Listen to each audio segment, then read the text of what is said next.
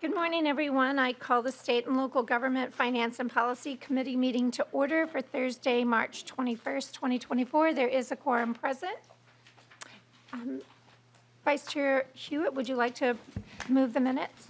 Madam Chair, so moved. Right. Is there any discussion to the March 19th minutes?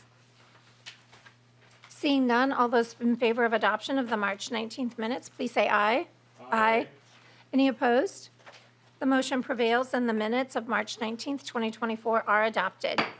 With us this morning, we have Chair Stephenson to discuss House File 2000. I will make a motion that House File 2000 be re-referred to the Taxes Committee. Chair Stephenson, I understand you have an A21 amendment. Would you like to get the bill in the order that you would wish? Yes, Madam Chair, and I'm happy to either describe the amendment or describe it in what I'm describing the bill. Well, I'll move the A21 be before us now, and if you'll please walk us through the amendment, that'd be great. Absolutely, Madam Chair, and it is a sizable amendment that reflects a number of discussions that we've been having throughout the interim to improve the bill and move it forward. So starting at the beginning of the amendment, there are some technical changes, including adding a new definition for sports governing body, changing some of the effective dates, adjusting the fees that are charged. Starting on page 3, there's a significant change, which is the addition of daily fantasy sports into the bill. DFS, daily fantasy sports, is a gray market activity in Minnesota right now. It's happening all the time. It's not illegal, but it's not expressly sanctioned by the state. In other states that have legalized sports betting, at least one other state, the regulatory authority that was responsible for sports betting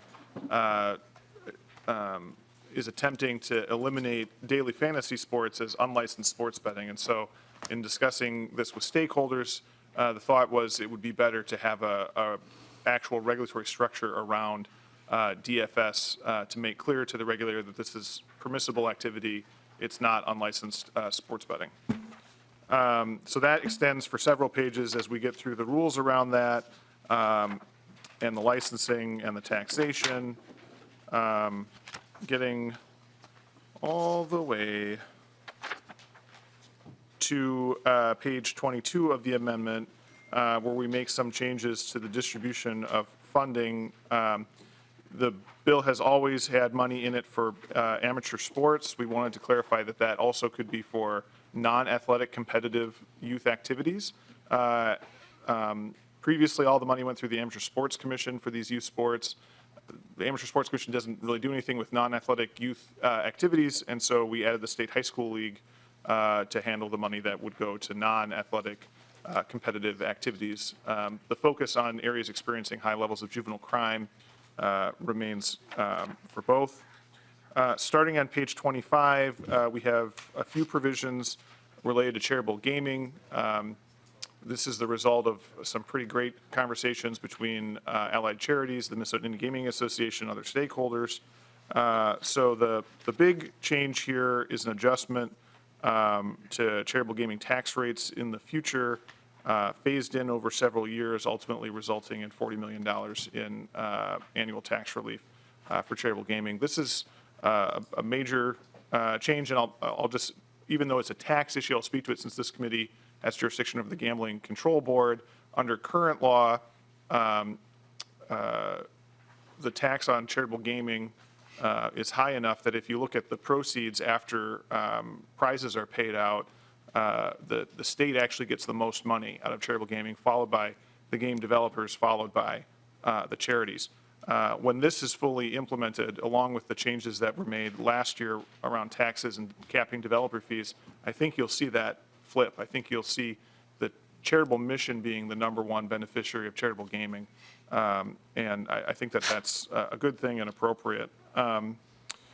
We also authorize an electronic pull tab device dispenser. So if you've ever been to a bar or restaurant that has paper pull tabs and seen a paper pull tab vending machine, this is creating an analogous device to dispense electronic pull tabs. You would still need to go to a bar or booth to get your prize payouts, which is also the case, of course, for the paper pull tab dispensers.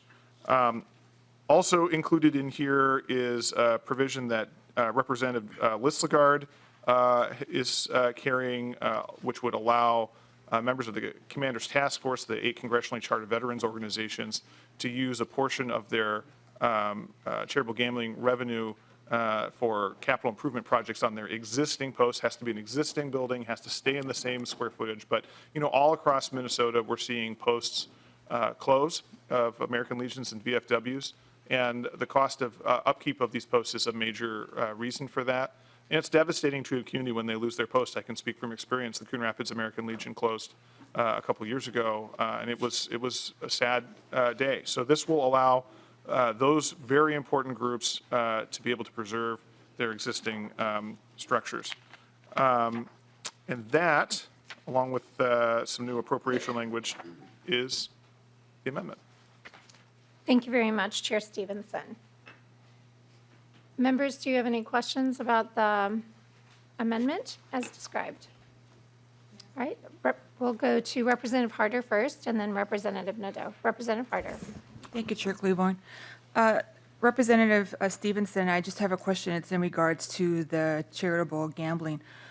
Why wasn't this group included at the beginning for conversation to include charitable gambling within this bill? Chair Stephenson. Madam Chair, Representative Harder. Well, the original bill was to legalize sports betting. It really had nothing to do with charitable gaming as it began.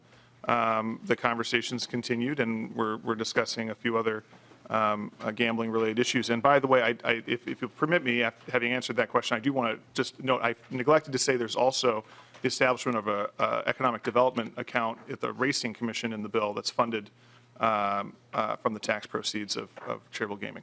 Thank you, Chair. Forgot to mention that. I'm sorry. Thank you, Chair Stephenson. More question.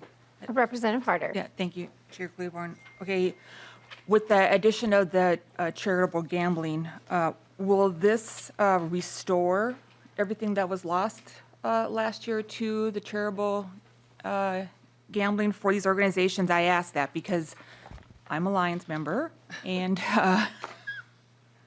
we do charitable gambling to raise funds for our community, along with other organizations too, fire department. So I wanted to know, will this amendment and what you're doing with the bill restore what was lost last year? Chair Stephenson. Madam Chair, Representative Harder. Well, as we discussed last year, the changes, there's a disagreement about how significant the changes were last year. Some folks, myself included, think that the effects of the changes from last year will be substantially more modest than other folks. So what I can tell you is to put these numbers in context. In the most recent report from the Gambling Control Board, we saw statewide about $120 million went to the charitable mission as a result of charitable gaming, okay? About statewide, again, the split between paper pull tabs and e-pull tabs is about 50-50. So we can say that from e-pull tabs, the charities derived about $60 million in money for the charitable mission. There was a tax cut that went into the place at the start of last fiscal year that is estimated to be worth $15 million, and this bill has $40 million in tax cuts in it. In addition, we capped developer fees at 25%, which they currently are as high as 31 or 32%. So even just looking at the tax cuts, the tax cuts alone between what we did last year and this year are worth nearly as much as the entirety of the money that came from e-pull tabs towards the charitable mission last year, and then we have the cap on developer fees on top of that. Taken together, this is a very good thing for local charities across the state financially, all in. They will be in a better financial position than they were before the bill last year. Representative Harder. Thank you, Chair Claiborne. That's all I have for right now. Thank you. Representative Nadeau. Good morning, Madam Chair. Good morning. Good morning, Representative Stephenson. How are you today? Questions through the chair, please. Yeah. So my question has to do with delegation. In your amendment, we're discussing the amendment still, correct? That's correct. Yeah. So in 7.8 to 7.12. That language is a little bit different than the language in the underlying bill, and including additional powers. Can you talk about the differences in, and I think this has to do with fantasy. I think this is in the fantasy contest. It's a little bit different than the delegation and additional powers in the underlying bill. Can you explain the differences and why that is? Chair Stephenson. Madam Chair, Representative Nadeau, could you direct me to where in the underlying bill the language that you think is different, where you're looking? Representative Nadeau. Thank you, Madam Chair. 8.4 to 8.6 in the second engrossment. I'm sorry, would you repeat those numbers one more time? Lines 8.4 to 8.6 in the del- second engrossment of the So that's underlying. the delegation piece? Yep, delegation. Okay. Thank you very much.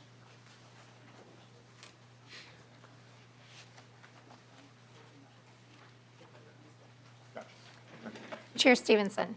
Thank you, Madam Chair, for allowing me to consult with House Research about this. The reason why the language is different is because it's in a different chapter of law, and so the reference to the commissioner and making it's more necessary in the amendment language to be more specific about who the delegation is to, because it's in a different chapter of law.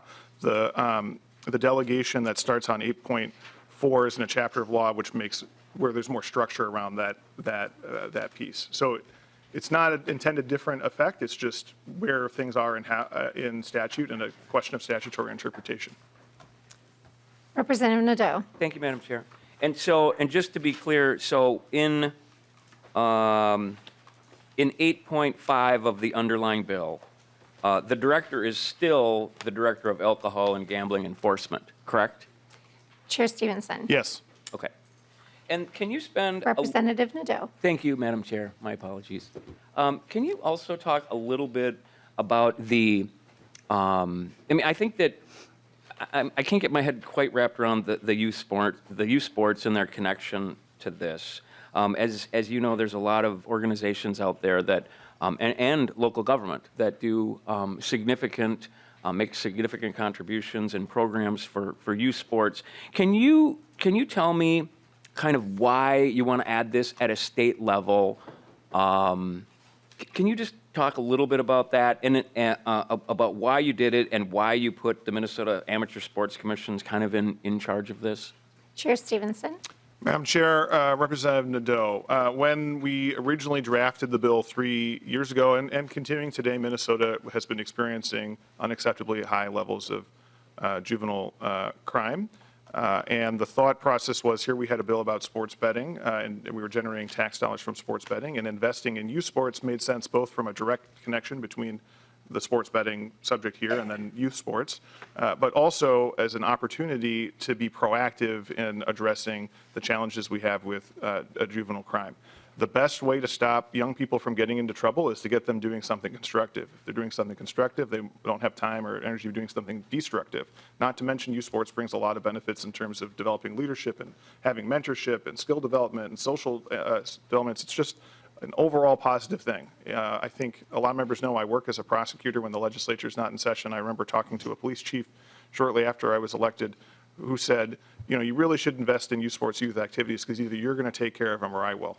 Right? And so that's the genesis for why I thought that was an important thing to dedicate revenue. And I thought there was a nexus between sports betting and youth sports, just in the general sports subject. As for the Amateur Sports Commission, in terms of trying to find an entity that has experience in making grants and overseeing grants, and obviously has subject matter knowledge about youth sports and amateur sports, the Amateur Sports Commission makes a lot of sense. A lot of state funds already go through that commission and go out in grants. First thing comes to mind is the Mighty Ducks program, but I know they do other things as well. Representative Nadeau. Thank you, Madam Chair. And I try not to draw that nexus between increased gambling and crime. I hope that's not the case. But the Amateur Sports Commission is really metro based, and I know that the distribution is kind of on high rates of juvenile delinquency or whatever. I know that that's the focus. How can we ensure that other areas in the state are going to be eligible to get these dollars, or is this really not focused on that? And I do have some experience with youth sports grants in Hennepin, and it's as you probably remember that was part of the additional sales tax to pay for the ballpark. And so we've been investing in youth sports in Hennepin for quite some time at a pretty significant level, leveraging lots and lots of really good programs and dollars. We've actually expanded that program to start paying down, user fees for families that can't participate. So I think it's a really good program. I just want to make sure that there's the ability that areas outside of the metro can access these resources in an equal way. Thank you, Representative Nadeau. My question was how. How? Thank you. Chair Stephenson. Yeah, thank you, Madam Chair, Representative Nadeau. I would maybe respectfully disagree that the Amateur Sports Commission doesn't have a statewide focus. I think that when I was mentioning just a minute ago the Mighty Ducks program, I think that there are grants they've issued all around the state from that program, and I think they do other work that's all around the state. This is intended to be a statewide grant program, the amateur sports, the money in here. And in other cases, we have adopted provisions that make sure that some of the money gets out of the metro, and I would not be opposed to including that here to make sure it has a statewide focus. And happy to have further conversations with folks about how we can make sure that program is most effectively distributed. And there's still time between now and taxes. Yeah. Thank you. Okay. Representative Kosnick. Thank you, Madam Chair. Representative Stephenson, I appreciate that you're continuing to work on complex issues related all sports betting, but in particular, there's a $300 or $400 million industry with the horse racing industry, particularly close to my district in the South Metro, and then we also have a horse track in the North Metro. This last iteration continues to leave out the horse tracks in having licensing, but also last year, I believe there was about a $20 million set aside to help that industry be protected from the harm that the competition of sports betting would do to the sports track, or excuse me, the horse racing industry. This bill provides about $600,000 to the tracks. Why is there a big difference from $20 million to $600 to help the racetracks? Chair Stephenson. Madam Chair, Representative Kosnick, no bill I've carried has ever had $20 million for the Right. tracks in it. Madam Chair, Representative Kosnick. Representative Stevens, that was talk about in the negotiations of last year, so maybe it didn't exactly make it into a bill, kind of hit a dead wall maybe when we were talking about that and a sticking point. But you do recognize that there's a significant industry around horse racing and all the related agricultural businesses that go along with that. The $600,000 that you're proposing to the racetracks, why is that in there? Chair Stephenson. Madam Chair, Representative Kosnick, as we continue to have discussions, I mean, this bill has kind of continued to evolve as we have discussions with stakeholders, and it's getting a little broader and covering a broader set of gambling-related subjects. We've talked already about the inclusion of the charitable gaming. Now there's a discussion about the racetracks. There's also a piece in here around historic horse racing. I think that you're correct that we do have 2 tracks in Minnesota that are significant to those communities that have a lot of economic activity, and having using a small portion of the funds generated from sports betting to support economic development at those 2 entities seems appropriate to me. Okay, I just want to direct our conversation just a little bit. I know you just have arrived, so we're on the amendment and just the adoption of the amendment, and I want to make sure we have plenty of time to hear all the testifiers. So I'd like to move to Lead Nash with your indulgence. Maybe I'll just follow up and then we'll And then we save the can time move to a later. vote on the amendment so we can Sure. hear from the testifiers. Right. Sure. Representative Kosnick. Well, Representative Stevens, I appreciate that you are acknowledging that there is a connection to the racetracks with sports betting and casino gaming as well.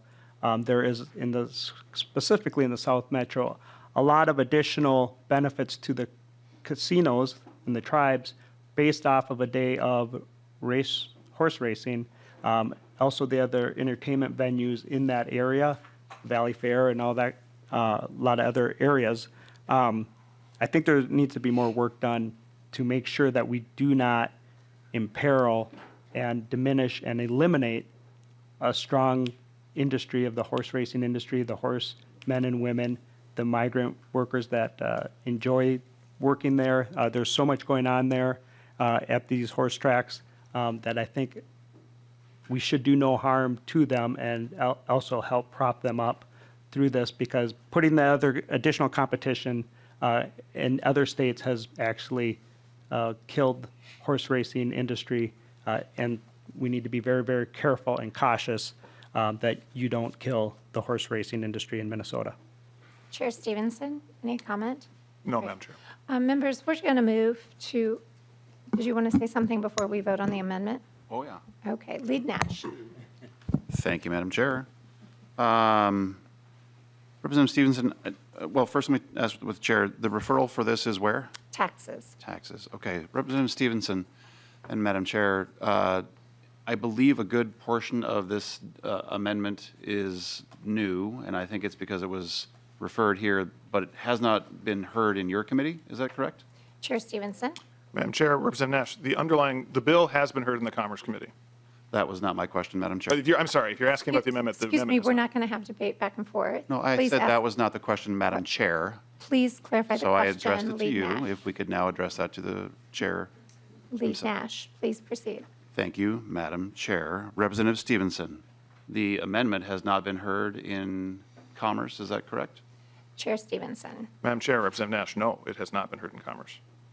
Thank Okay. you. Lead Nash, follow up. Then I will make the motion to refer it to, We already have a motion on the table. we'll deal with that later then, Madam Chair. Thank you very much. But I wanted to point out that the originating committee of jurisdiction is Commerce.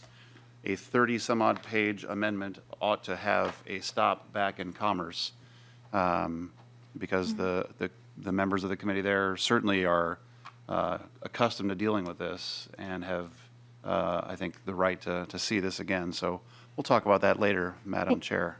Thank you, Lead Nash. Any further discussion from the members on the what is this, the A21? Roll call. A roll call has been requested. We will move to the vote on the adoption of the A21. Please take the roll.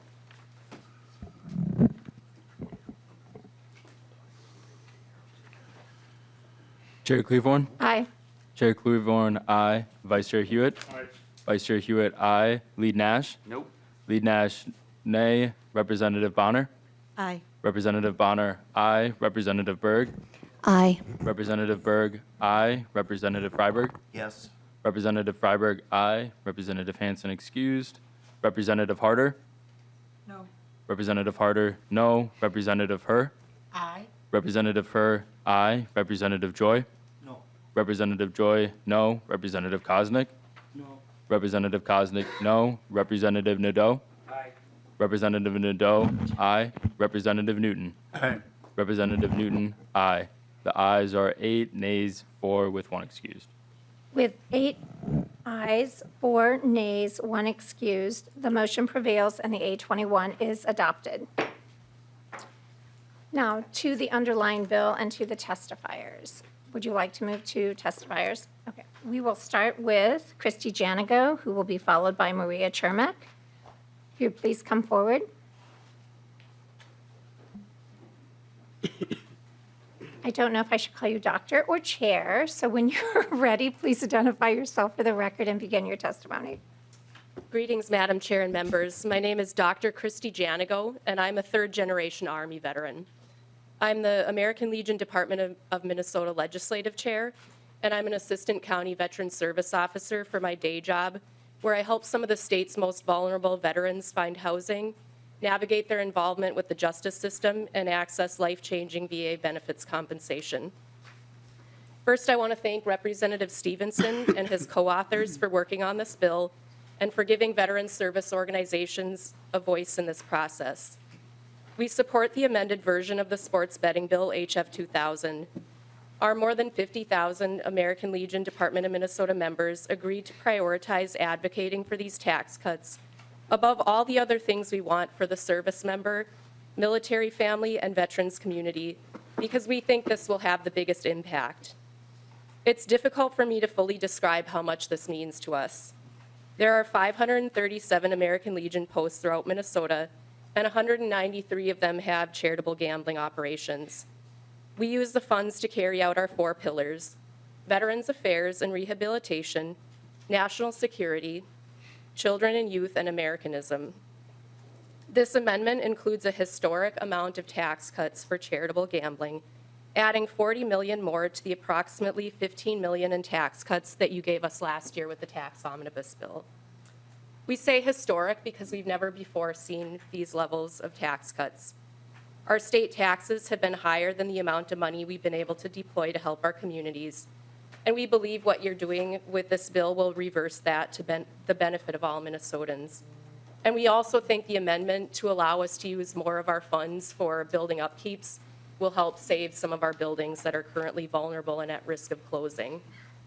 Although most of us stopped wearing the uniform years ago, veterans have a deep-seated need to continue serving their communities. And last session's changes to the e-poll tabs had our people worried that mission would be compromised. That is why you likely received many emails, phone calls, voicemails, texts, and saw a flood of social media messages. The funds we donate pay for honor guards at burial ceremonies, outdoor recreation for disabled veterans, suicide prevention programs, and stopgap funding for homeless veterans. We donate to area schools programs to help housing and food insecure children. We support nonprofit human services organizations near our posts. We fund youth sports scholarships and equipment for local fire departments. We also fund local parades, fireworks displays, county fairs, fire equipment, school flags, marching band uniforms, football headsets, international sister city efforts, and wheelchair-friendly playground equipment. What I'm describing to you represents the best of America, and these traditions need to continue. Thank you again for hearing this bill today. Thank you, Dr. Janigo. And I would like to also thank you and Chair Stephenson for working together to address my needs and my concerns about the expansion of this piece. But thank you so much for your cooperation with that. Next, we will have Maria Chermak, followed by Patrick Gibbs. And since we have another large bill coming up, I would ask that the testifiers keep their testimony to about 2 minutes, please.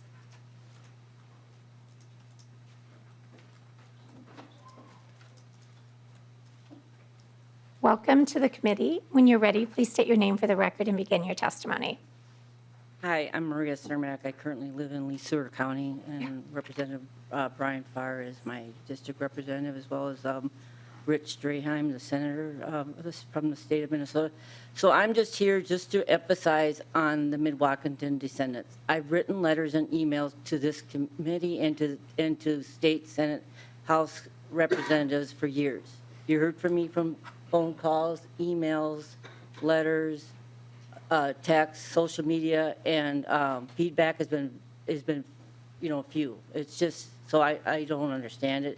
But so there was a letter sent to this committee, and I'll just read the letter that I sent, because I was told just to, read what and keep it brief.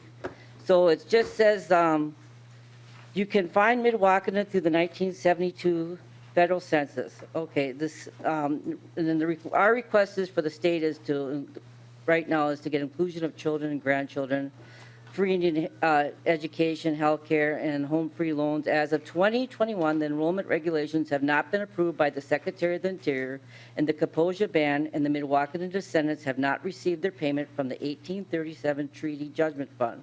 The state of Minnesota and Dakota must not and should not go forward on sport betting, not as it stands. This is something that's just been hidden under the rug for far too long. These tribes that the person next to me is talking about, that he's making these contacts with to push the sport betting through. he's not getting the whole idea of what he's dealing with. They got some undone business. It's not only them, it's the government. The government has failed the Milwaukee descendants. I could go on, but I know I'm limited, so you got my letter that I sent to the committee previously, and that's my message, and I gladly am happy to take any questions. Otherwise, thank you for your time. I'm so thankful for you being here and for you raising your voice in this room. Thank you very much. Next, we'll have Patrick Gibbs, followed by Tracy Williams. When you're ready, if you'll state your name for the record and begin your testimony. Chair Cleavorn, Vice Chair Hewitt, and members of the House State and Local Government Finance and Policy Committee, thank you for the opportunity to provide testimony today in support of HF 2000 and the A21 amendment. And thank you to Representative Stephenson for your continued effort, judgment, and focus on this matter. My name is Pat Gibbs. I'm an attorney testifying on behalf of my client, the Coalition for Fantasy Sports. The coalition is made up of members from leading, innovative fantasy sports platforms, Better, Prize Picks, and Underdog Fantasy. Together, we advocate for effective legislative policy that protects players, promotes innovation, and provides a fair landscape for industry competition in the fantasy sports space. HF 2000 will authorize and regulate sports wagering throughout Minnesota, allowing the state to implement strong consumer protections. And the A21 amendment will ensure that Minnesotans can also continue to safely play the fantasy sports contests that they know and love. Minnesotans are dedicated sports fans, and whether we're spending a summer afternoon at Target Field, filling out an office-wide March Madness bracket, which mine is about to get busted pretty soon here, or debating which Anthony Edwards dunk was the best, we love finding new ways to enjoy our favorite sports. And for many Minnesotans, fantasy sports contests are a pivotal part of being a fan. In fact, we have more fantasy sports players per capita than any other state in the country. The A21 amendment is a positive addition to this bill, making clear that Minnesotans can continue to play all the fantasy contest types they have enjoyed for years, and that the state has the authority to oversee them all. I urge you to vote in favor of progressing HF 2000 to its next committee stop. Thank you for allowing me the opportunity to speak with you today, and I would be happy to answer any questions you may have. Thank you very much. Now we will have Tracy Wilson, followed by Andy Plato.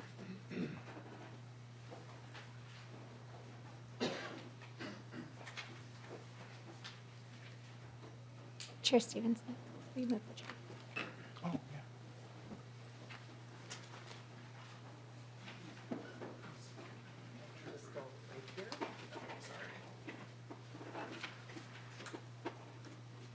Welcome to the committee, and when you're ready, if you would please state your name for the record and begin your testimony. Good morning. Thank you, Madam Chair Cleavorn, and members of the State and Local Government Committee for having me today. My name is Tracy Wilson, and I'm the Chief Financial Officer for Running Aces. I was shocked when I read Representative Stephenson's amendment to the sports betting bill. The bill as drafted, including the amendment, if passed, would be devastating to the $500 million horse racing industry. We strongly oppose Representative Stephenson's sports betting bill and amendment. This bill is supposed to be about the legalization of sports betting, but in this amendment, the bill directly targets the Minnesota statute regulating parimutuel horse racing. The amendment language is restricting what is allowed under parimutuel horse racing. Representative Stephenson's sports betting bill and amendment will kill jobs, devastate Minnesota's horse racing industry, and reduce economic activity at non-racehorse related industries across the state. The state of Minnesota should not be picking winners and losers. Polling has consistently shown that only 7 to 10% of Minnesotans support tribes-only sports betting licenses. Yet this bill gives tribal casinos exclusivity on sports betting for all time. Running Aces remains committed to finding a sports betting solution that is fair and works for the state's 2 racetracks. This bill will cost the racing industry millions in lost revenues, while only contributing $650,000, a small amount, to purses. The horse racing industry in Minnesota would be badly damaged by this unfair amendment. In 1982, Minnesota voted for parimutuel horse racing. That was a constitutional amendment, and Minnesota said, yes, we want parimutuel betting. In 1985, Minnesota's first parimutuel horse racing track opened. Racetracks have offered sports betting on horse racing since 1985. Racetracks have taken millions of sports bets on horse racing over the past 39 years. Why would racetracks be excluded now? Racetracks employ thousands of employees and contribute over $500 million to the state's economy in the second largest business sector, agriculture. Representative Stephenson's amendment states that parimutuel betting shall not include betting on a race that has occurred in the past. It's destructive to a law that's already been passed and is in law. Respectfully, this is a completely unacceptable attack on the horse racing industry and its long-standing parimutuel betting system. In summary, we know that the horse racing industry in Minnesota would be eviscerated by this legislation that unfairly picks winners and losers. Hundreds of good-paying jobs and the well-being of the horse racing industry in Minnesota are on the line. I implore you to oppose Representative Stephenson's amendment. Thank you for your time. I will take any questions that you might have. Thank you very much. Appreciate your being with us today and for your testimony. Thank you. Next, we have Andy Plato.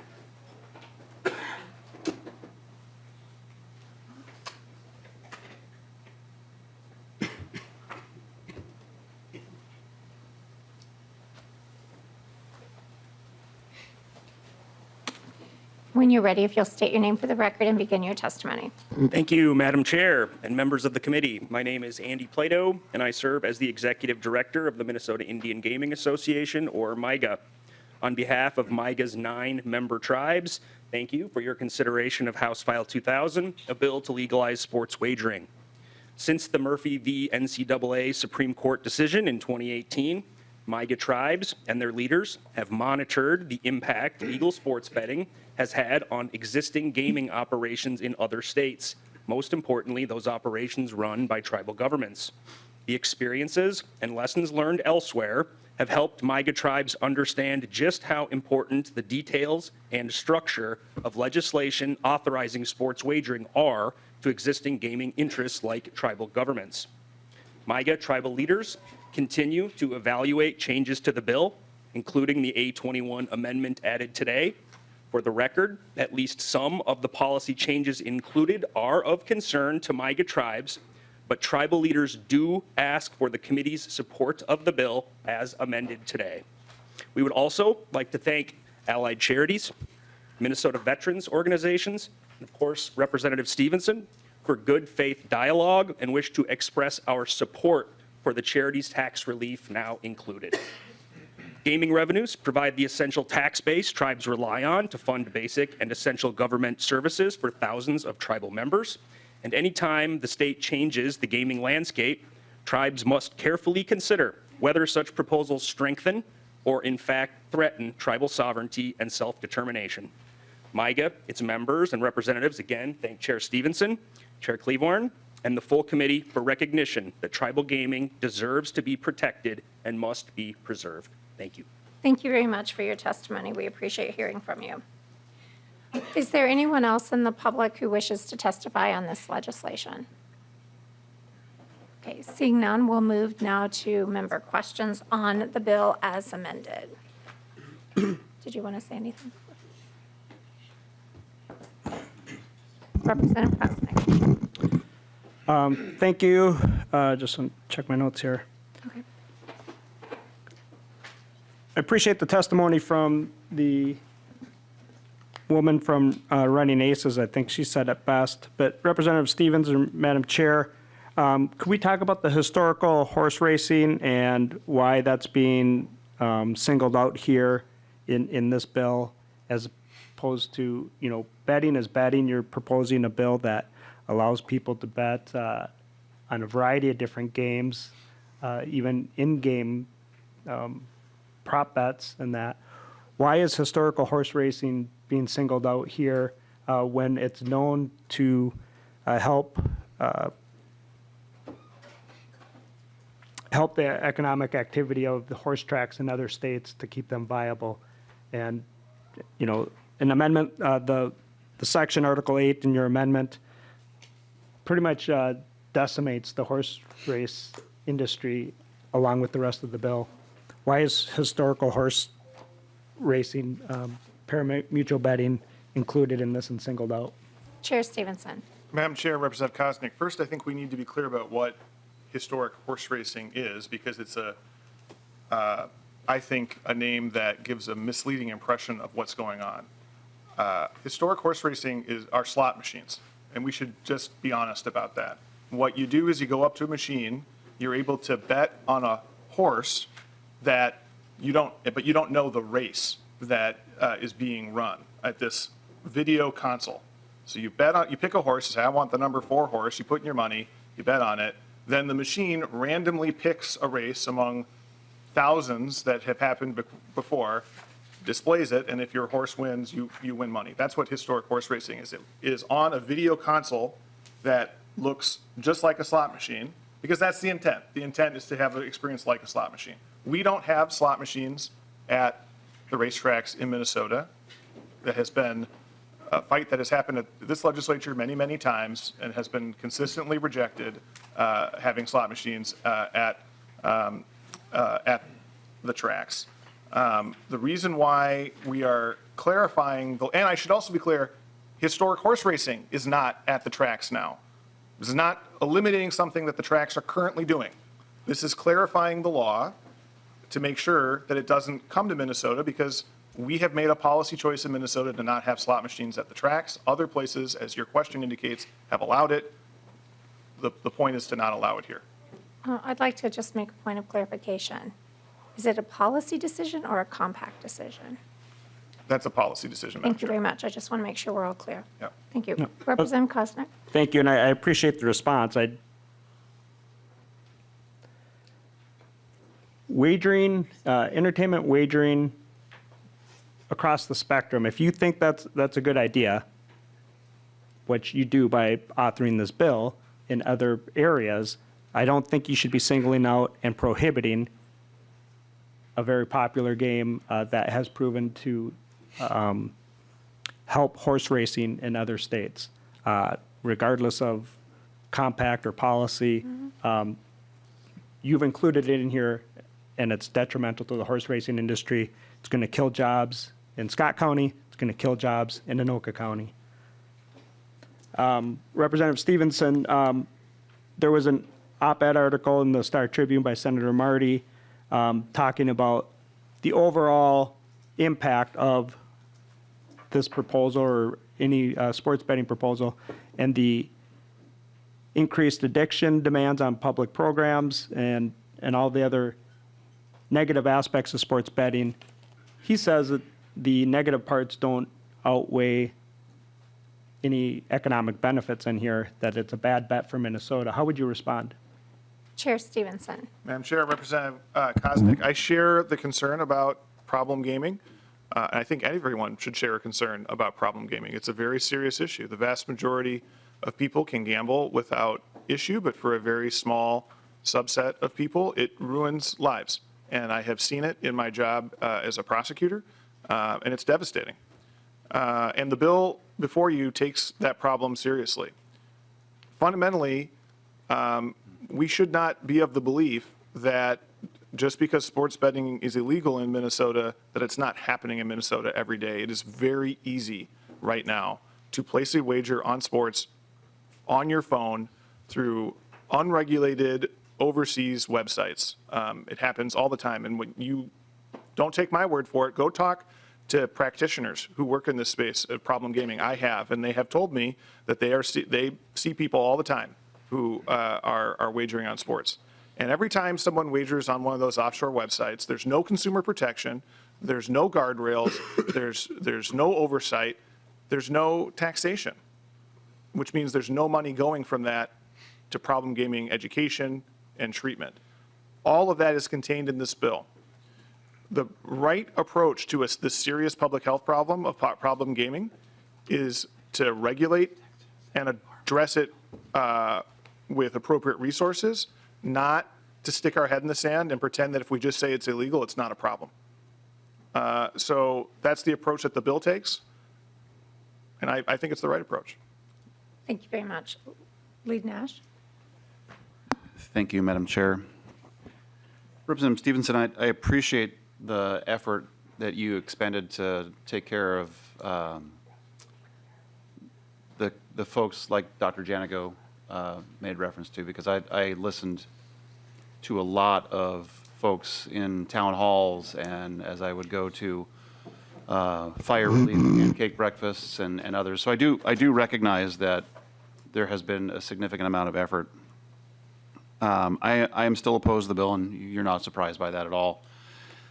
And I was taken aback by the testimony from the CFO of Running Aces. If I'm correct, I believe they have about 600 jobs that they account for in Anoka County, which is your county. And her statement of picking winners and losers, I think, was really very telling, because I think that's what this amendment does, at least as it relates to the horse racing aspect. And that's not something that's ever sat well with me from a legislative perspective, is just sort of, I think the Latin term for you're a lawyer, due machina, the hand of God just suddenly comes out of the sky and decides that this will be a winner and this will be a loser. And Anoka County, your county, 600 jobs will be greatly impacted. So I think that there is a problem with that. So not to belabor the point, because Madam Chair is looking at me thinking, dear God, when will he be quiet? So, Madam Chair, I'm going to make a motion to amend the referral and have it go back to Commerce, because it is the first committee of origin, and there is so much in this amendment that has never been heard. The chair himself admitted that I think it would be reckless for us not to have that be the committee that this goes back to. So I would make that motion to amend the referral, and I would request a roll call on that motion. A roll call has been requested, and I will say, as a member of the Commerce Committee, many of these issues were discussed in Commerce. The chair committed to make changes and to address those concerns, which are done in this amendment. So with that, I will But Madam ask. Chair, Yes. very briefly, Yes, many still does not equate to the totality of this amendment. and we'll take the vote. Please call the roll. Chair Cleavorn, No. Chair Cleavorn, no. Vice Chair Hewitt, No. Vice Chair Hewitt, no. Lead Nash, Aye. Lead Nash, aye. Representative Bonner, No. Representative Bonner, no. Representative Berg, No. Representative Berg, no. Representative Freiberg, No. Representative Freiberg, no. Representative Hansen, No. Representative Hansen, no. Representative Harder, Aye. Representative Harder, aye. Representative Herr, No. Representative Herr, no. Representative Joy, Aye. Representative Joy, aye. Representative Koznick, Aye. Representative Koznick, aye. Representative Nadeau, Aye. Representative Nadeau, aye. Representative Newton, No. Representative Newton, no. The ayes are 5, nays are 8. With 5 ayes, 8 nays, the motion does not prevail, and the motion is not adopted. Now, we will go on to closing remarks to your bill, please. Well, thank you, Madam Chair and members of the committee. And I'll just note that I have a really good, I think, working relationship with, everyone who's on the Commerce Committee, but the minority lead on that committee. And I will just say that I will have conversations with Lito Driscoll about how we can make sure that the issues are addressed there. I obviously have a lot of respect for the Commerce Committee and its members. I appreciate the time and the discussion today. I think the bill took an important step forward with the amendment. I ask for a yes vote today. Thank you very much. Lead Nash. Madam Chair, I would request a roll call. A roll call has been requested, and with that, please call the roll. Oh, but let me just I'll just restate the motion. The motion is to re-refer House File 2000 as amended to the Taxes Committee. And with that, we'll have the roll call. Chair Cleavorn, Aye. Chair Cleavorn, aye. Vice Chair Hewitt, Aye. Vice Chair Hewitt, aye. Lead Nash, No. Lead Nash, no. Representative Bonner, Aye. Representative Bonner, aye. Representative Berg, Aye. Representative Berg, aye. Representative Freiberg, Yes. Representative Freiberg, aye. Representative Hansen, Aye. Representative Hansen, aye. Representative Harder, No. Representative Harder, no. Representative Her? Aye. Representative Her, aye.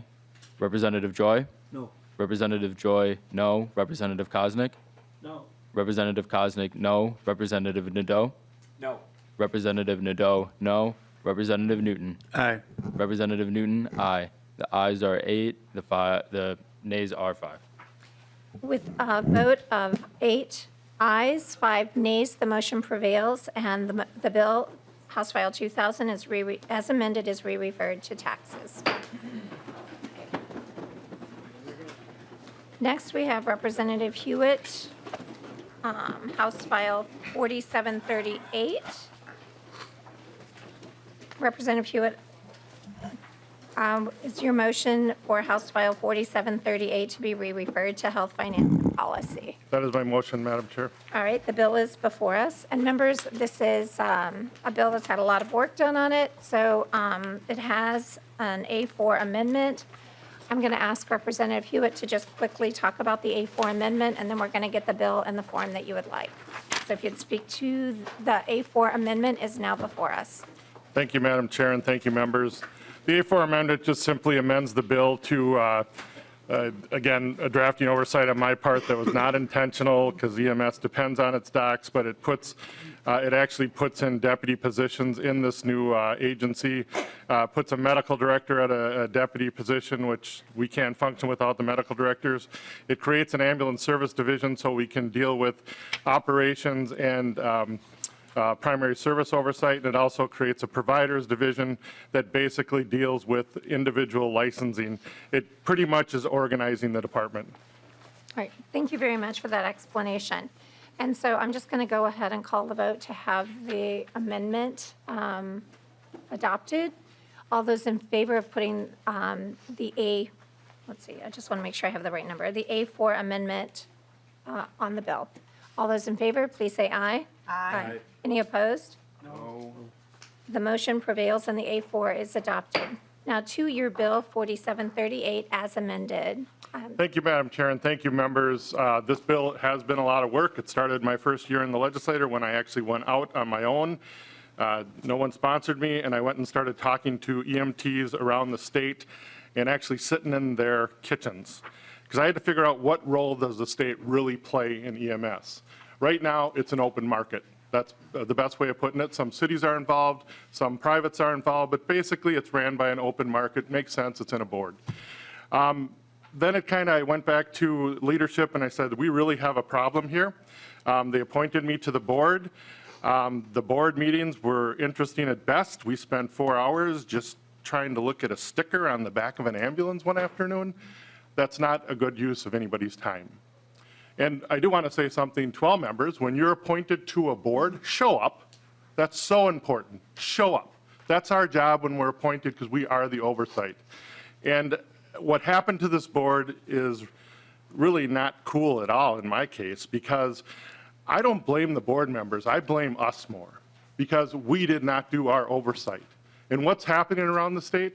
Well, the OLA report really goes after this board in a way that was just really unbelievable. We had the board not doing their functions that we thought they were doing. They didn't know to do them. And that's where it really got frustrating. The OLA went back and said the board's not practicing what they were empowered to do. So all these things together, what is the role of the state in EMS? The role of the state in EMS is from the time of call till the time somebody can actually function and do interventions on a patient that maybe isn't breathing or having a chest pain. That's what our role is. We're failing. We have reported exorbitant 90-minute responses around the state for that little function. And it's the most important function we have. It's public safety, and we're not doing a good job at it. Now, are these people behind me great people? They are. They're tired. They're exhausted. The OLA report points out to that the grants were not given out. And that was several years back. Well, now the pipeline's not full. We don't have EMTs or medics around the state. Companies are doing everything they can to hold this together. But the whistle never got blown to us. We also have a funding problem. You read it in the letters, the person that opposes this today, everybody else went neutral on me, but the people that oppose this are greater Minnesota cities. Why I'm here talking about this bill today, because I did avoid this bill. I avoided it like I did not want to do this. But this is the only answer I can come up with that's going to give us control. Basically, the other thing that kind of put me over the bridge this year was the industry coming to us and asking for $120 million in unrestricted funds without a plan. And the question I always had for them is, well, how is this going to get X ambulance out the door? They couldn't answer me. We also came back to them and said, we have 3 or 4 of them asking us for payroll help right now. We, as a legislator, last year gave $300 million to public safety. Big money. How much of that went down to EMS to make sure you get response when you need it? Less than 1.5%. Less than that much. But yet, they're okay yelling at us because they can't make payroll. So this concerns me. It concerns me in one way or another. We're waiting for the federal government to come in and fund our EMS for us. Well, since I've been in EMS and I left it 10 years ago, that was the same discussion we were having then. The feds aren't coming in with the fire hose. We can keep hoping for it, but we can't. I do think the state's going to be writing checks, but we have to redesign the system. The first part of that is redesign the regulatory arm. This is no other regulatory arm does what this one does. It has commerce. It has public health. It has public safety. All over, it touches every area. It's not a simple barber board or a pharmacy board. This thing is everywhere. We need to put our hands on this. This is what we are. We need to partner with the people behind us and help them do their job, instead of just putting them in a board and maybe seeing them every couple years. This is our job, our job. Madam Chair, I have a number of testifiers. I'd like to get to them now and then get to member discussion. Okay, I have 2 listed. That's it. Okay, perfect. So we'll start with Michael Jutunen, if I said that properly. Right. Well, I'll ask you to state it for the record then and begin your testimony. Not a problem. Thank you, Madam Chair and members of the committee for taking the time to hear this today. My name is Michael Johnson. I am the incoming president of the Minnesota Ambulance Association. I am here today to speak to House File 4738. The Minnesota Ambulance Association initially opposed this legislation. After some amendments to the proposal, our board of directors has now taken a position to be neutral on this bill. We look forward to having continued conversations with Representative Huot, and we hope to get to a position where we can fully support this legislation. We also want to thank Representative Huot for the continued open door to discuss this legislation with the ambulance industry. And with that, I will stand for any questions. Thank you very much. And next, we will have Steve Coringer.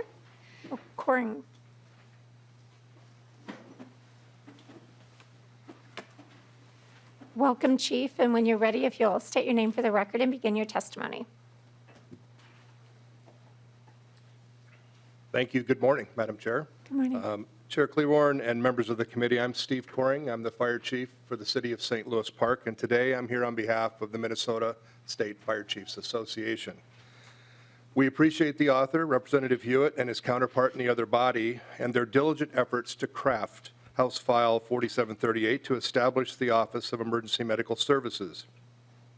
We further appreciate the recognition that changes to the current EMS regulatory system are necessary to provide meaningful oversight, any meaningful degree of local control, and a sustainable progress and innovation. As many of you are familiar with the 2022 report by the Office of the Legislative Auditor and subsequent updates that occurred in 23 and 24, which determined many profound findings. Among them, and I quote, the MSRB has been largely ineffective in its regulation and support of ambulance service in Minnesota, and the board has failed to provide sufficient oversight of the agency's activities. The MSRB board composition and unique responsibilities create risks for conflicts of interest, end quote. Now, while House File 4738 does not make changes, Minnesota State Chiefs Association has advocated for, and the OLA report called for, such as changes to the PSA licensure and oversight process, or enforcement of a set of established performance standards, and it doesn't make any it does make a significant step towards that innovation. Representative Huot has taken fair input from stakeholders, adjusted as discussions progressed, and House File 4738 has improved greatly throughout this committee process. We look forward to continuing discussions with the authors and with the new office as it emerges to keep striving for a better EMS delivery system in Minnesota. The State Fire Chiefs Association appreciates the work that Representative Huot has done in traveling the state with the Legislative EMS Task Force to hear directly from Minnesotans. This crisis cannot be solved with one bill or even one session. We are grateful that the legislature is taking up this issue and encouraging members of this committee to continue to look to the recommendations of the OLA report on how to reimagine EMS delivery in this state and make lasting, meaningful changes to oversight, accountability, and innovation. Thank you, Madam Chair. Thank you very much, Chief. We appreciate your testimony. Is there anyone else from the public who wishes to testify on this legislation? Please come forward.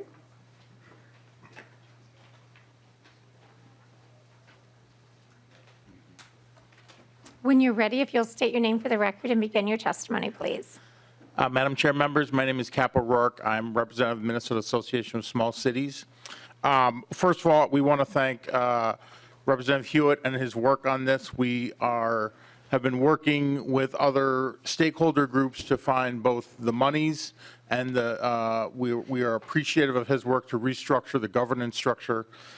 With the A4 amendment, I have 2 points that I just want to point out.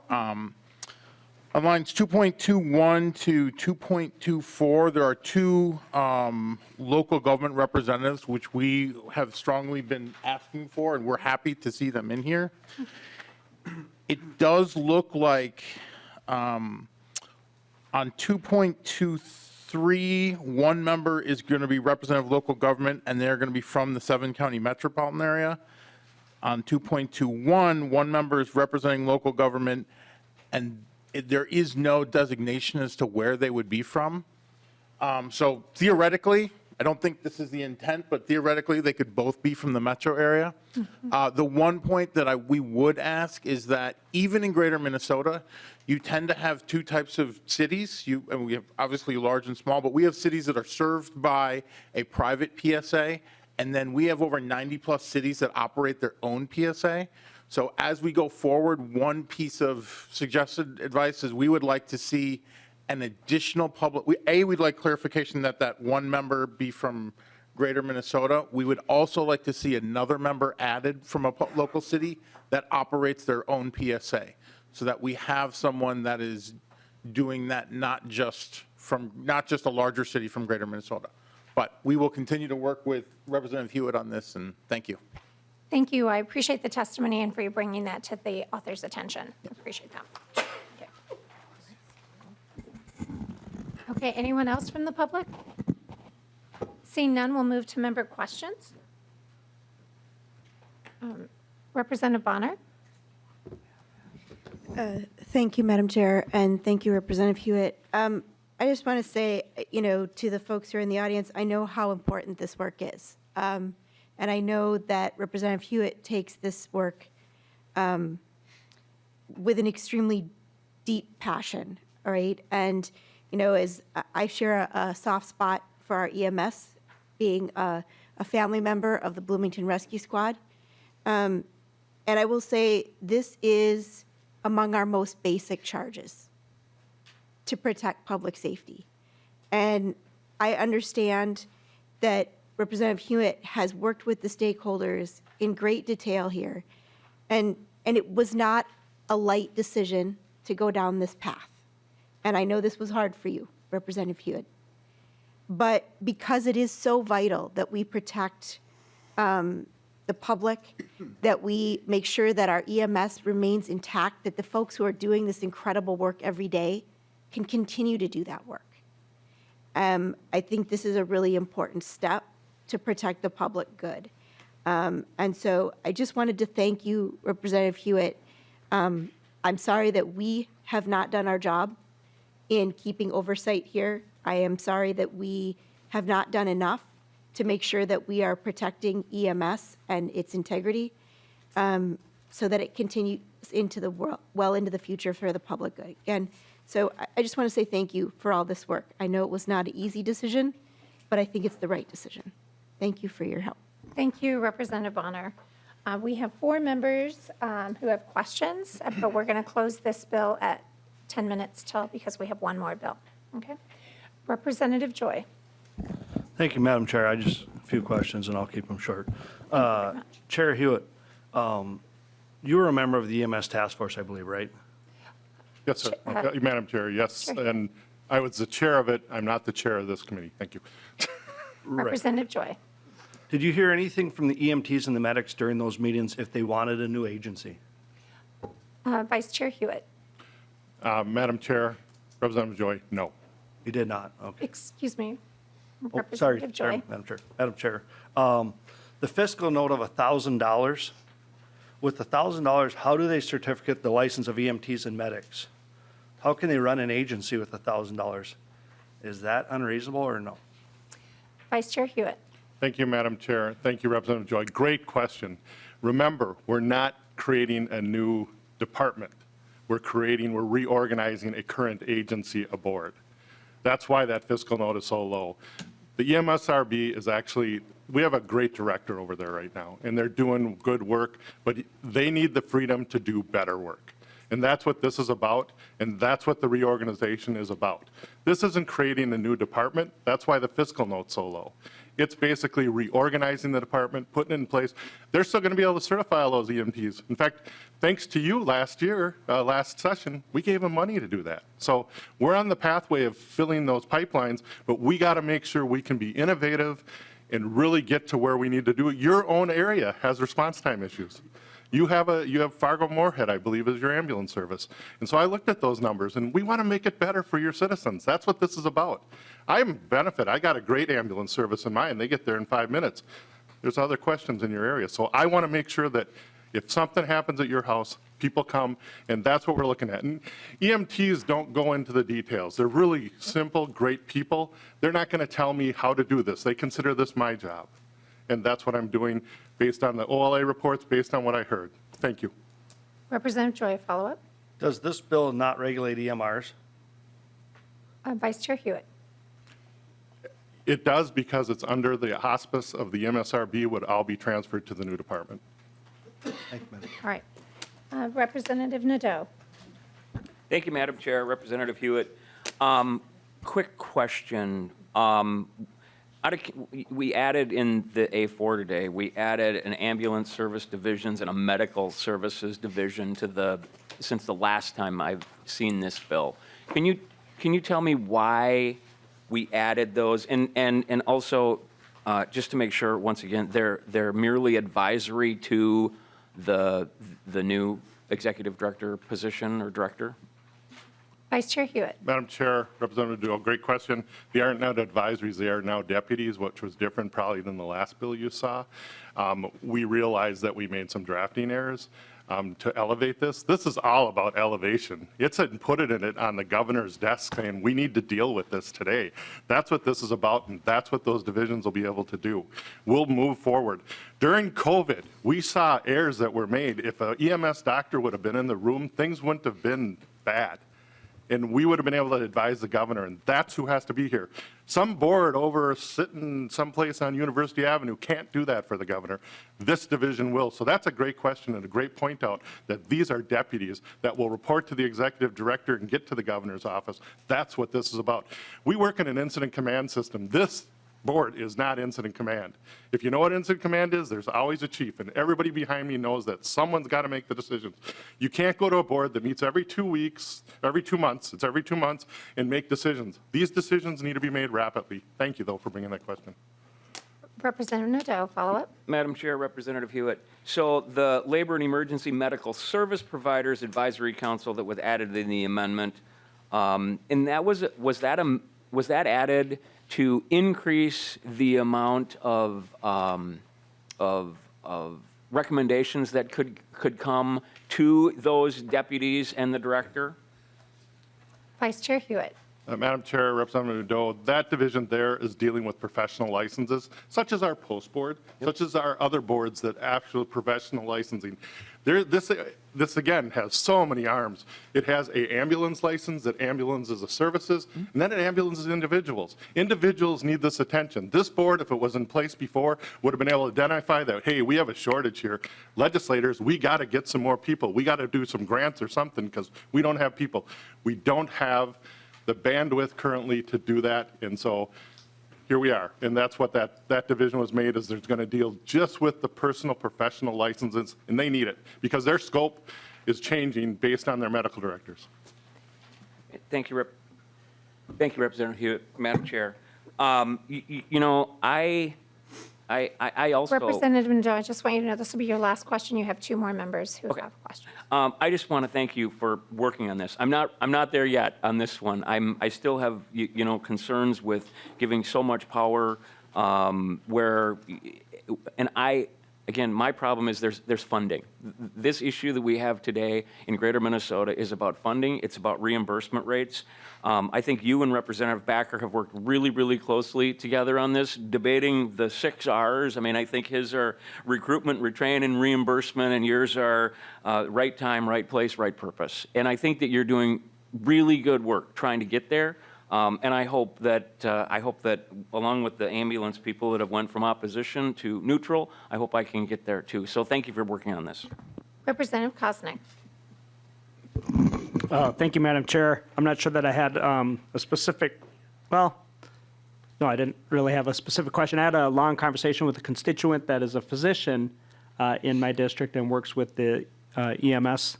And there was a lot of concern. Your first hearing out of the gate, just like a week or so ago, tons of opposition. It was not a good hearing. We're continuing to push kind of a top-down model here with EMS czars, adding some more. Excuse me. We're not using the word czar. Why not? Please continue on. Grand Poobah or what? The point is you're creating more bureaucracy, and I'm not sure that we're addressing the retention, the recruitment, and the reimbursement rates. And with my constituent, as we talk through this proposal, I think it would be helpful to add more physician input. We're talking about a lot of other areas that have probably more of a business economic driver to what they're doing, where the physicians are there to actually help provide good health services, and that's lacking in here. Thank you. I would like to respond to that, Madam Chair. Vice Chair Representative Hewitt, go ahead. Koznick, that was the division that we added, was the physician input. Again, we told them right away that was a drafting error. We know this industry does not function without its medical directors. So you might have talked to him before that was done. The physicians actually are in a neutral, possibly supportive role of this now. They know it's, and please don't use the word czar. This whole system works on incident command. I'm not expecting you to know what that even means. But the truth is, that's what I grew up in, incident command. And it really has somebody that's in charge. And that's what this is. We need someone to take charge.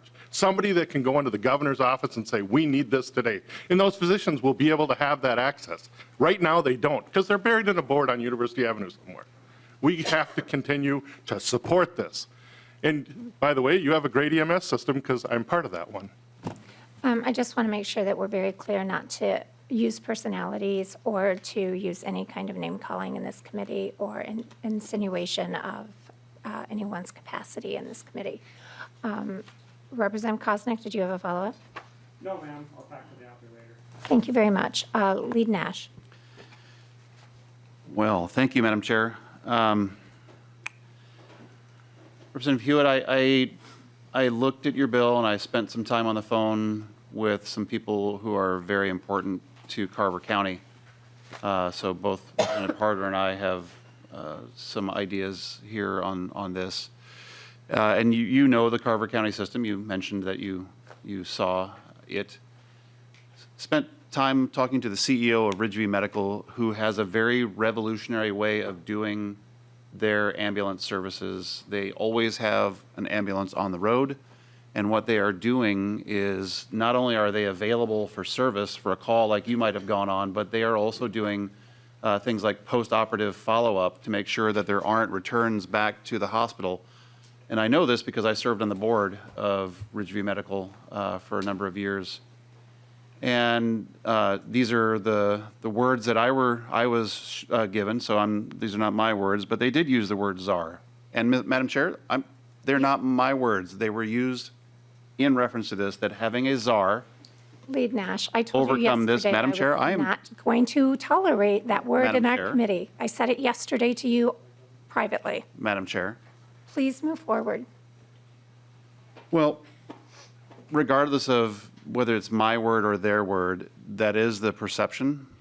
And it is their fear that level of control is going to adversely impact how they do their job.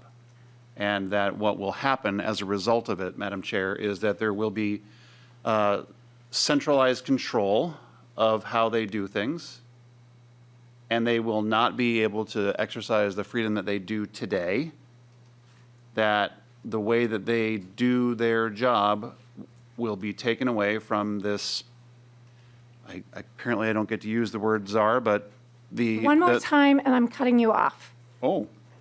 That's it, right? Well, Madam Chair, the centralized control by that particular person will impact how they do their jobs and will wind up costing the hospital, which is already having difficult times based on some things that have happened in the last year. I can't support this. This is moving incredibly fast. We should be focusing on what you can laugh all you want, Representative Hewitt, but it is moving incredibly fast. And I don't believe that Ridgeview has had an opportunity to talk with you.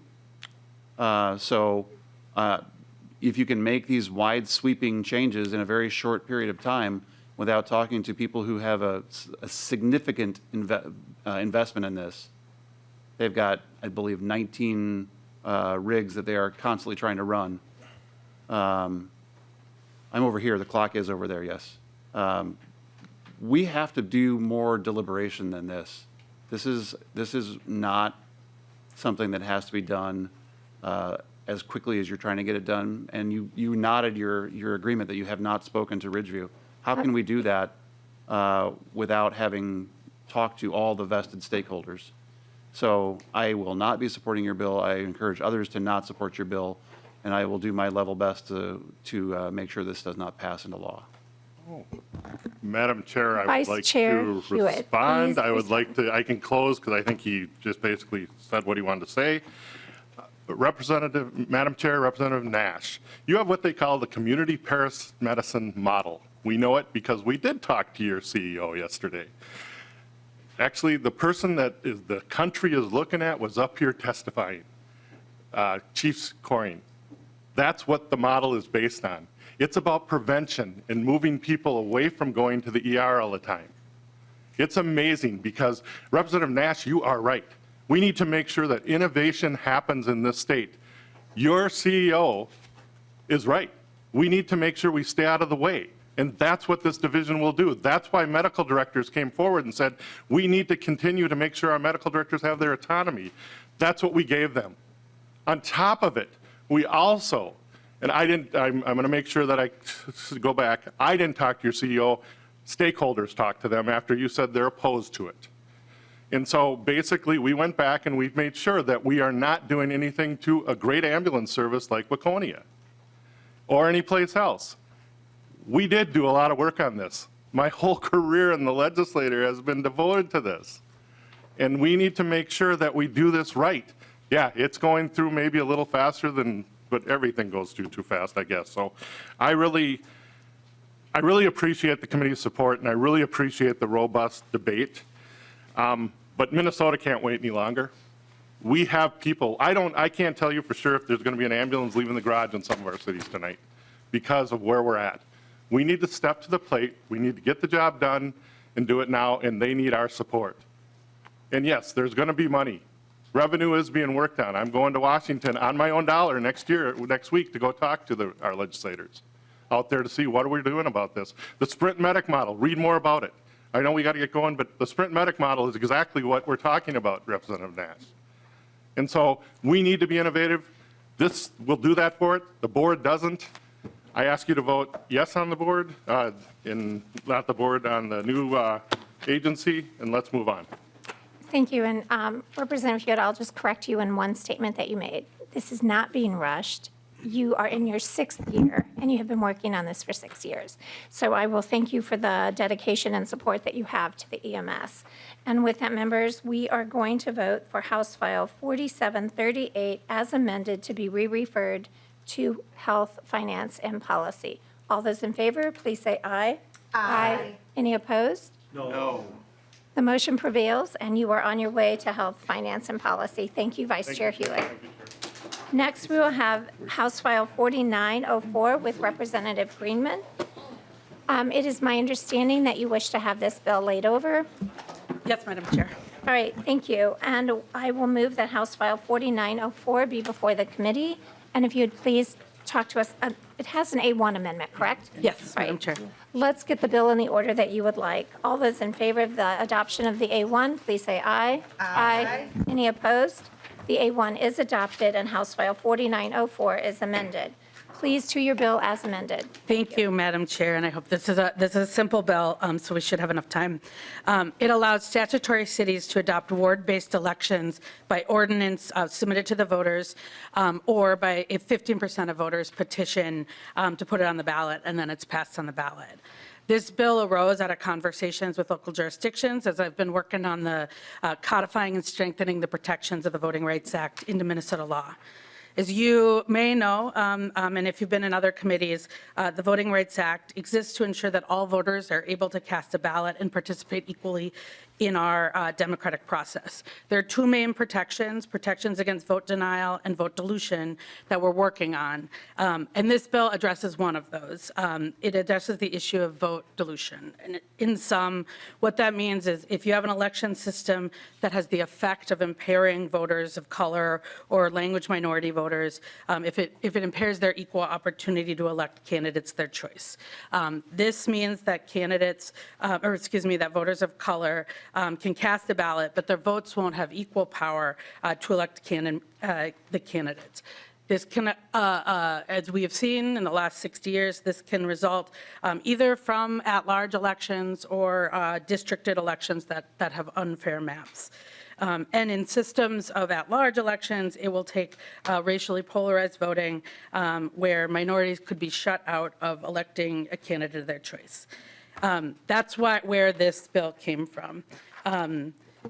I've been working on this bill for a while, and one of the things as we were talking about it is in Minnesota, statutory cities actually can't take matters into their own hands and move to a ward election. State law is a barrier right now, and so what we're doing here, it's a simple bill, working with the statutes that it exists, allows city council to go on the ballot, and with both the boundaries and the question of moving toward elections, or if 15% of voters want to petition. This is permissive language. It doesn't require cities to do anything, but it does give them the authority, and it borrows the redistricting provisions currently in law for charter cities. Thank you, Madam Chair. Thank you, Representative Greenman. We have one testifier listed for this bill. Alex Hassel with the League of Minnesota Cities. If you'll state your name for the record and begin your testimony, please. Thank you, Madam Chair, members of the committee. My name is Alex Hassel, and I'm here on behalf of the League of Minnesota Cities. The League does not have a formal position on this legislation, but we did want to provide some brief comments as this would be providing an authority for statutory cities that they didn't have before to bring a ballot question to their voters to establish a ward-based council. Statutory cities, which make up the majority of cities, are all comprised of at-large councils, and only charter cities have the ability to establish ward-based councils. And just for your awareness, there are 107 charter cities in Minnesota, 76 of which are ward-based city councils. Currently, unless a statutory city were to take the steps to become a full charter-based city, which is an extensive and lengthy process to change their governance structure, they would not be able to establish wards. There is a process in this bill that would allow 15% of electors voting at the last city election to bring this to voters as a whole as a ballot question. Currently, there's a process in which 15% of voters from the last election can petition district court to trigger the process to become a charter city. So we see this as fairly consistent with that statute, but again, would allow wards without establishing a full charter commission, which may be the preference of some cities. So I'll stop there and just thank Representative Greenman for working with us and hearing our feedback. Thank you very much. We appreciate your being here, and always we appreciate your testimony. All right. Anyone else from the public wishing to testify? We'll move to member questions. Representative Choi. Thank you, Madam Chair. Thank you, Representative Greenman, and I agree with this. You know, I'm a small city and we don't have wards, but to give it back to local control is always in my favor, so thank you. Representative Koznick. Thank you. I appreciated the previous testimony explaining the 15%, that's apparently kind of consistent with some other, I was wondering how you picked that. There is no simple bill, but just kind of in your testimony or support of what you're proposing here, suggesting that minorities may not feel like they have a voice. Clarify for me how establishing a ward would do that? Representative Greenman. Thank you, Madam Chair, and thank you, Representative Koznick.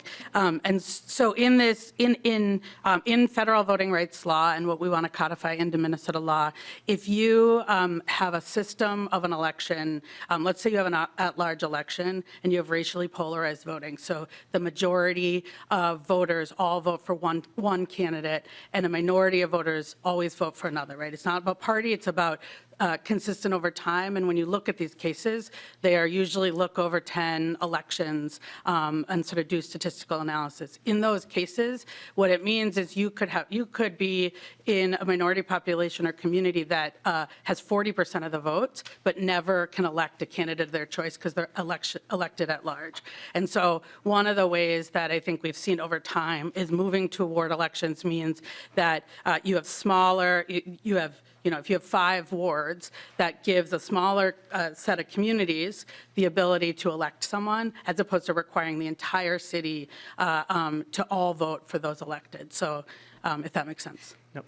This bill is being laid over. We have two more members with questions, and then I don't know if Lead Nash wants to close, so be very Yep. short, please. Thank you, Madam Chair. Representative Greenman, I appreciate that response. It's helpful. I think where I struggle a little bit, and I understand your logic, but where I struggle, and I hear this from time and time again, is that the idea that all minorities are voting the same. And that could be, you know, I take strong opposition to that. Not all minorities vote one way. And to insinuate that just is wrong. We do not have myopic voting. We have different opinions. And we also live in a variety of different areas. I get it that in some cities they may be more concentrated, but I think I proceed very cautiously to say that all minorities are voting the same way. Representative Koznick. Representative Freiberg. Thank you, Madam Chair. Thank you for bringing this, Representative Greenman. I know the genesis of this bill is kind of addressing an issue in the Voting Rights Act and to make it consistent, but I just wanted to say, kind of even in the abstract, I think this is a good bill. I ran 3 times for the city council in Golden Valley, which is a statutory city which has at-large elections. Golden Valley is not a huge city, but that's just a lot of territory to cover. So I'd actually like to see us move more in this direction. So I think this is, you know, even setting aside the issue with the Voting Rights Act, I think this is a good policy change that can bring elections closer and more localized to the people who know the issue the most, kind of consistent with what Representative Joy said. So thank you for doing this. Thank you. Representative Nadeau.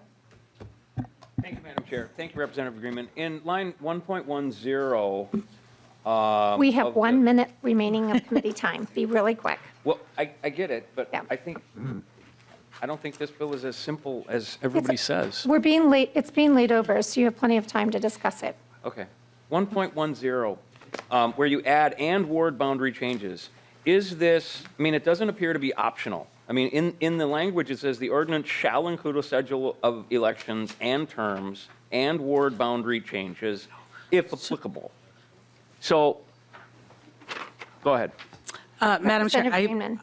one, I don't think that's what that language says, but we actually adopted an amendment that revised the process, so that's why I was confused by, the language says, a city may adopt an ordinance to elect its city council members by ward in the following circumstances. And would you please state which lines you're referencing, Representative Greenman? On the A1 amendment, which we adopted, it is lines 1.5, subdivision 7. Yep, and I see that. Madam Chair.